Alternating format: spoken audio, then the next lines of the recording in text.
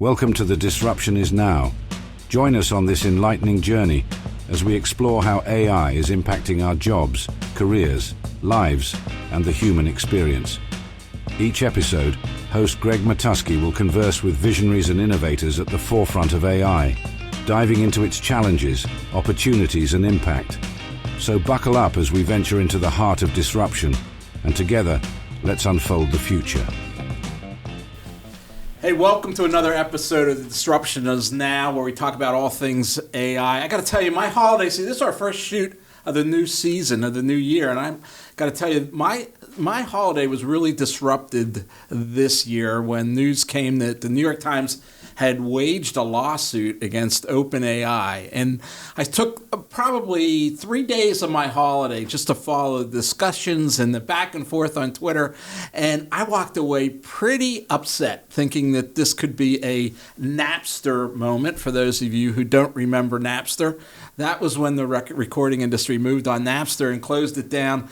And no longer could we download our MP3s, of which I had 6,300 for some stupid reason. I felt as if you allegedly yeah, for some reason. And so then I figured I had met somebody in my life who I was fascinated with during a recent presentation here in Philadelphia.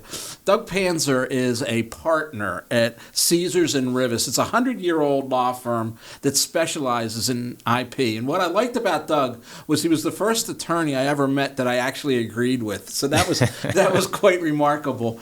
And I cornered him after our sessions. He led a session, which I found very interesting. And I said, "What do you think about copyright in OpenAI?" And he said, "I don't think it's much to worry about." And I always remembered that. And then he went on to explain, and I thought it was very convincing. So, Doug, you live locally, so this is only the second time we've had a guest here in studio. Welcome. Thank you very much. I'm happy to be here. It's a great studio. Yeah, thanks. Did I get that right about your background? You did.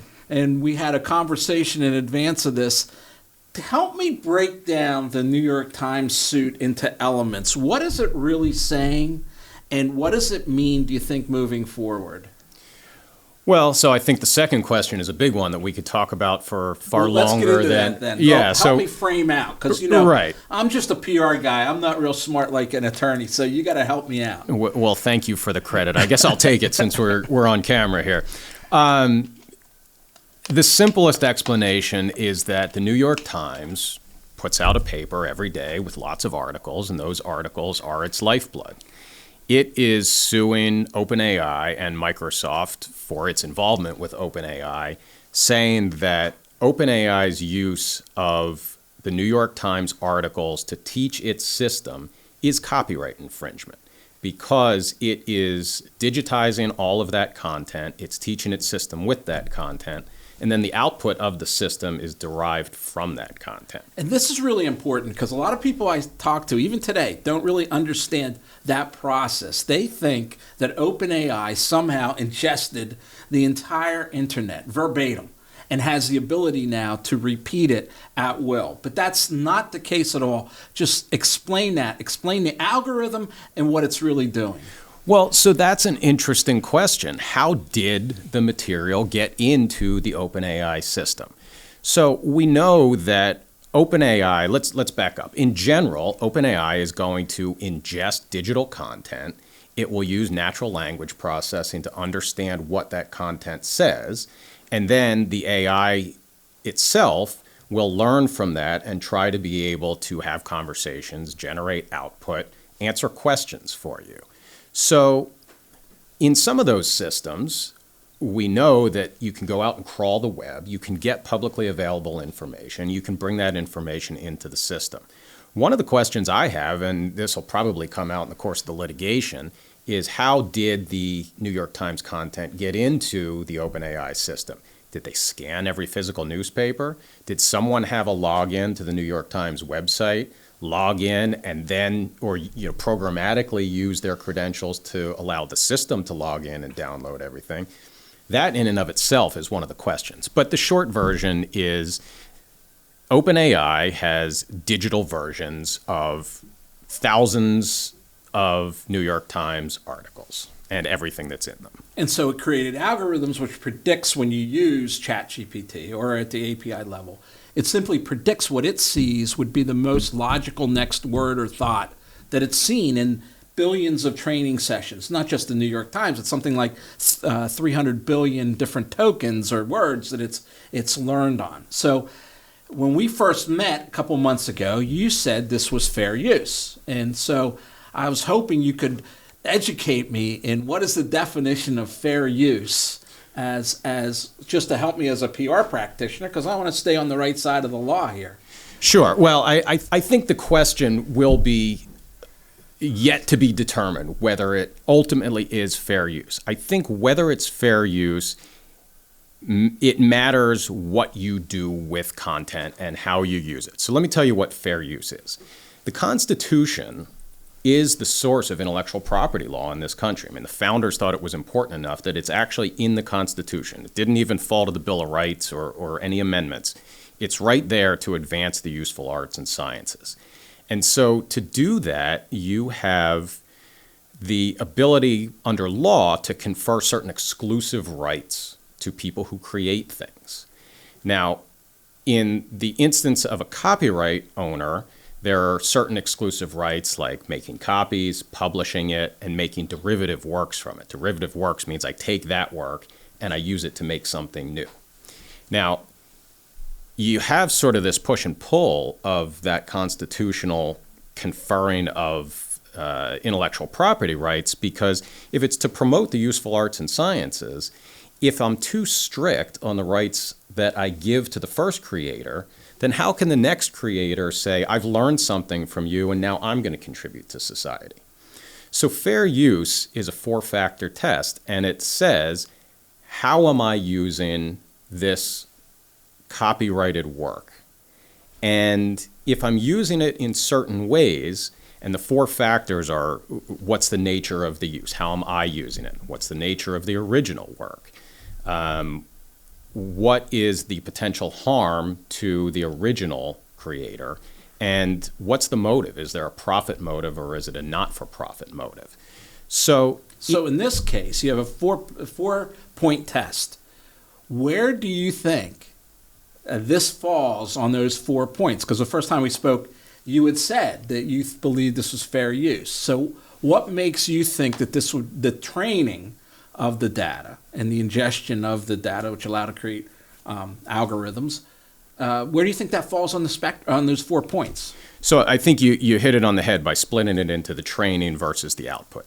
I do think that the training itself is absolutely creating something new. It's advancing technology, and it has the potential to advance knowledge and all kinds of arts and sciences.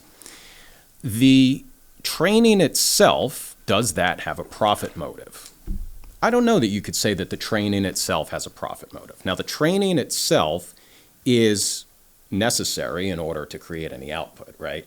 So you could tie that in and say that if I'm selling the output, if I'm licensing use of the system to others so they can get the output and they're paying me for it, that's a profit motive. That's commercial. OpenAI, the last estimate I saw was $1.6 billion of revenue. So that's certainly revenue. There's no profit yet. But and they've certainly turned. They've pivoted for sure. Right, They started out saying that this was all sort of altruistic. Right, from their nonprofit roots. Right. Now, you got to look at the other side. You've got the New York Times. And the New York Times, their revenue stream is these articles. It is this content. It is people coming to them for knowledge, not just the first time, but if I want reprints, if I want access to that to study from it later, would I print or would I pay the New York Times? And am I now not going to pay the New York Times for access to historical content because I can get it or a summary of it from OpenAI? So that's where we split the training and the output. That's really interesting, because is it taking revenue away from the New York Times? And I have used OpenAI's products probably more than anyone you would have met, and it takes me away from Google, but it would never take me away from the New York Times. I mean, that's the first thing I look at in the morning. I can't get it in a form through I can't, Now, we'll go into that here in a second, but I can't get in a form that's in context, right? And it's narrative driven and it has substantiated facts and quotes and what have you. So that's my question to you. Does it meet that test?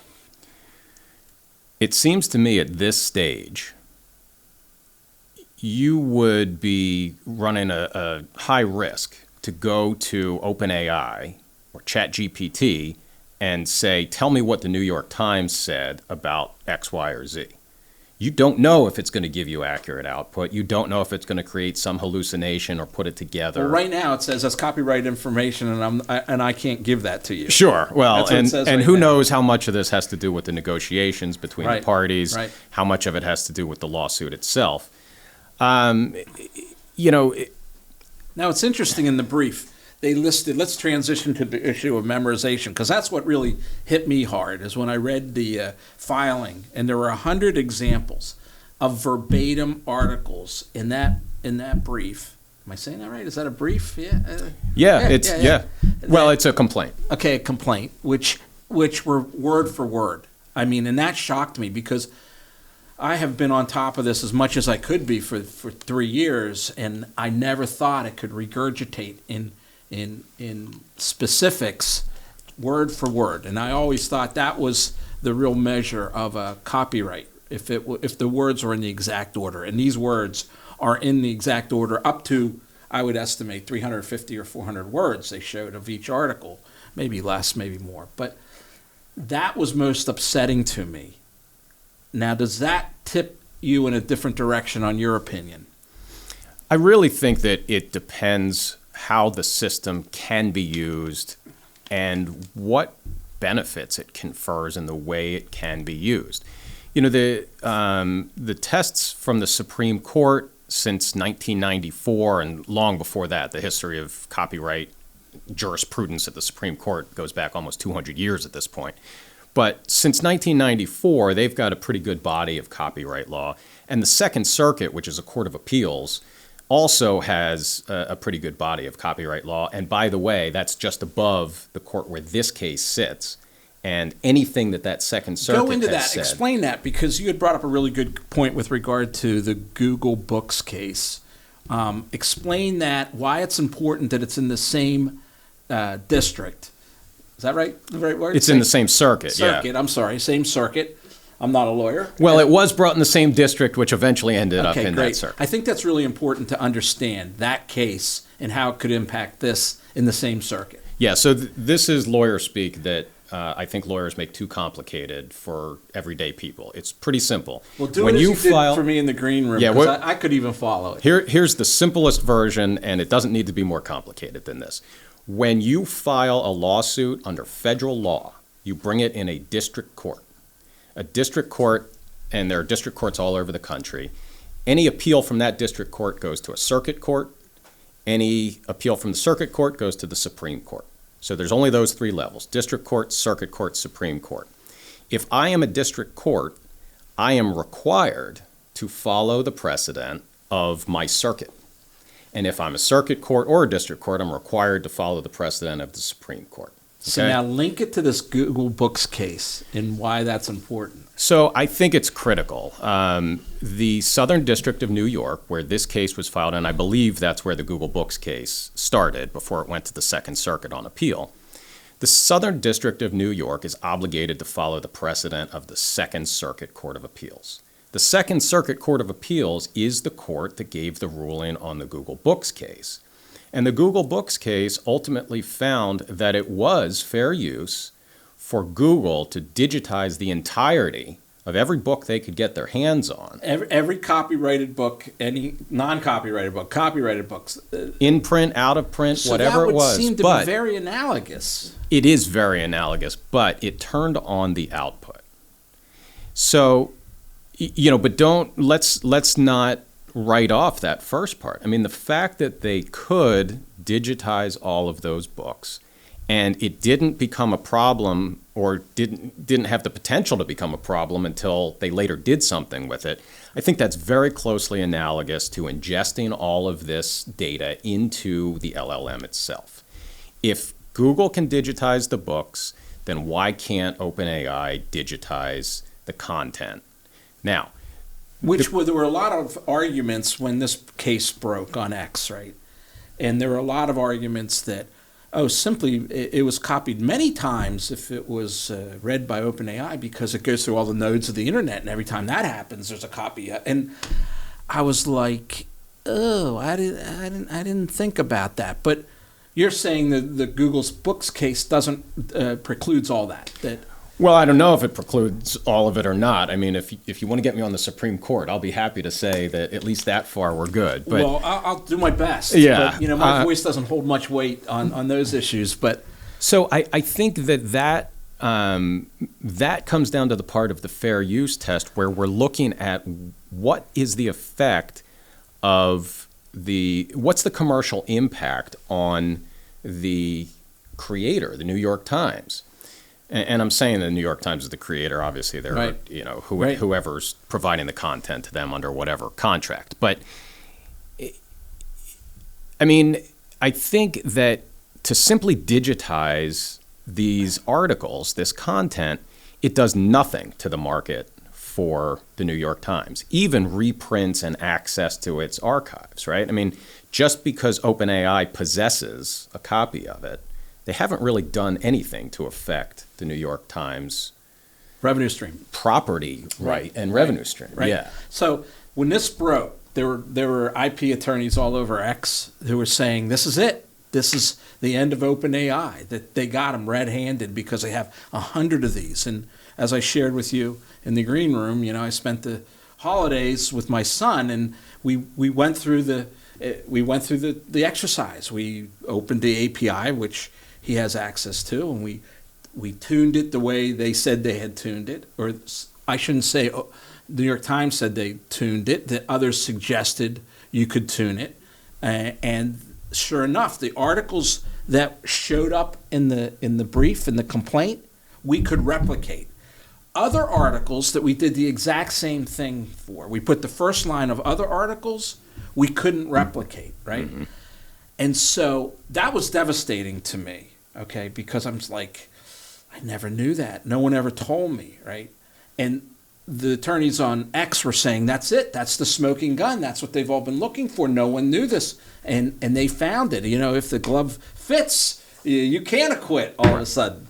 So you're saying that was a quick blush reaction to what they were saying, or what? Yeah, I mean, I think, first of all, we're so early in the process, it would be ridiculous for anybody to make a prediction on the ultimate outcome. Now, that said, I will go on record as making a prediction that there is a 0.0% chance that this is the end of OpenAI.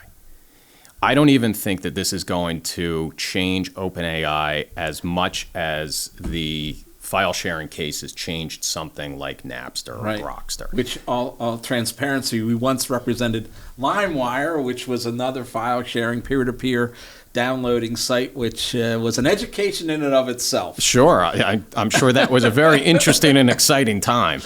But, I think that they're so fundamentally different. In the Napster instance, you had a system that was permitting people to make exact, complete copies of something and give them in their entirety to someone else or thousands of someone else's. It was right? a beautiful thing.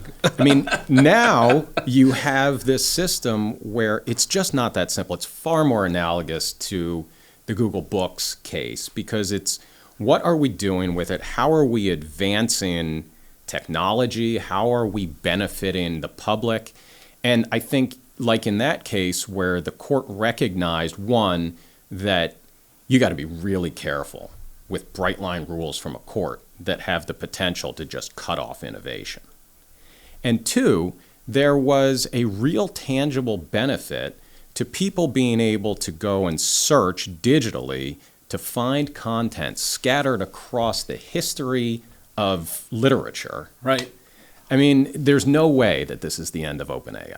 Well, it is interesting to me because it opens all kinds of questions, both broad and little, in my realm, in perception and reality. Like, I wonder, OpenAI, now they've gone through the C-suite chaos, which was gut-wrenching, which nearly brought down the company. if when it happened, and now we have this. And I always worry about companies that get pecked at, right? That they take the little goodwill out there, little goodwill out here, and all of a sudden, big companies that were thinking of building on OpenAI say, oh, we better look around, we better look at Claude, or we better look at other opportunities because we need to diversify our risk here. So that does concern me about the future of OpenAI. They're trying to do a $100 billion raise, and investors got to take that into the calculus that there's this issue. So that worries me as a professional. The other thing that worries me is the scaries, the doomers, right?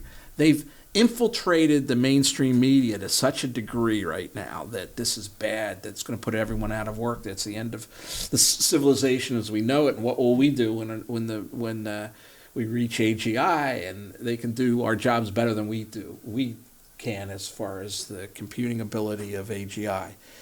And I do worry that some of that will rub off in ways that are negative moving forward. Do you think that the real answer here is a rewrite of the copyright rules and legislation that's going to be updated for 2023 instead of 1823?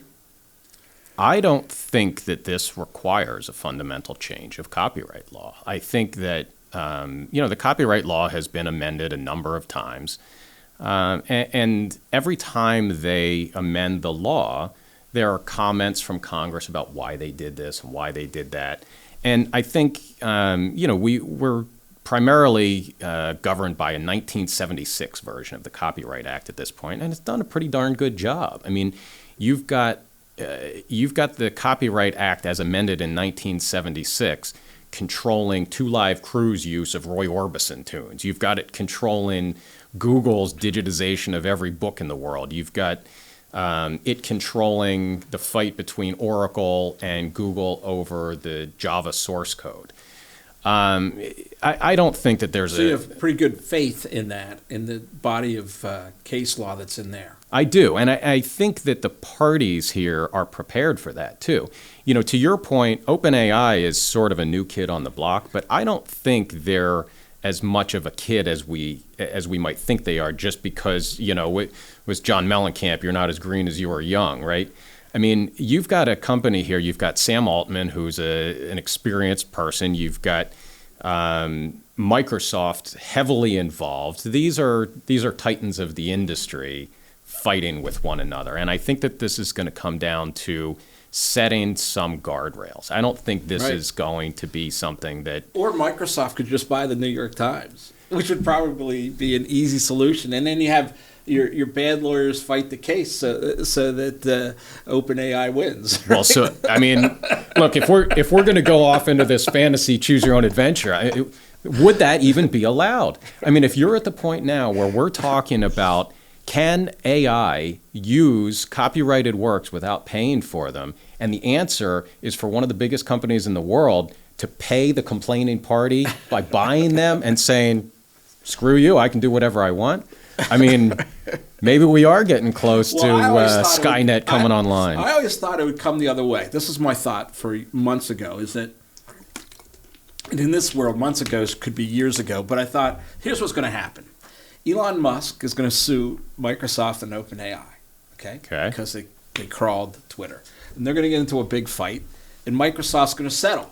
And the settle is Microsoft's going to buy Twitter because they want the human-generated content, and Elon will get a block of Microsoft and a seat on the board. It's a simple little solution, right?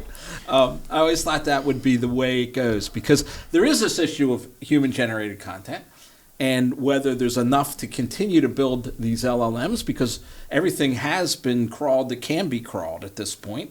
Some of it's going to be closed. New York Times is now closed to OpenAI, and where are we going to get this? I think that might be a job of the future, where somebody like you, an expert in IP, would stand up in front of a microphone and simply dictate and all your knowledge, so that it could be used as human-generated content, and it could train future models. So the future is unknown. And the great part about all these conversations I always end is that regardless, you could always say, could be.